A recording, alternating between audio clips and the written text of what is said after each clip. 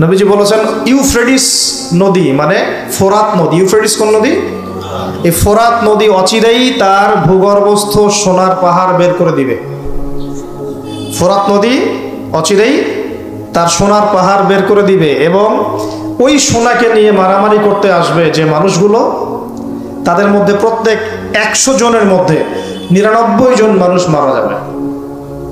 আর ওই একজন ব্যক্তি যে বেঁচে থাকবে সে ধারণা করবে আমি সেই ব্যক্তি যে সোনাটা পাবো।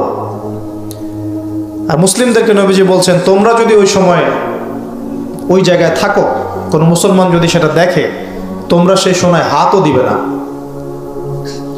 আরেকটা হাদিস এসেছে যে অচিরেই রোমকরা, পশ্চিমারা আরবদের সাথে চুক্তি ভঙ্গ করবে এবং 80টা পতাকা নিয়ে তাদের বিরুদ্ধে যুদ্ধে নেমে যাবে। কয়টা পতাকা? 80টা। এবং প্রত্যেক পতাকার নিচে থাকবে 12,000 করে সৈন্য। কত হাজার? একটা যুদ্ধে এত বেশি 99% মানুষ মারা যাওয়াটা স্বাভাবিক না, এটা অস্বাভাবিক। ঢাল তলোয়ার AK-47 যুদ্ধে এমনটা হবে না বা হয় না। হয়তো এমন কোন অস্ত্র সেখানে প্রয়োগ করা হতে পারে, এটা আমাদের ধারণা, আল্লাহ ভালো জানেন, যেই অস্ত্রগুলো দিয়ে অল্প সময়ে বেশি বেশি মানুষ মেরে ফেলা সম্ভব।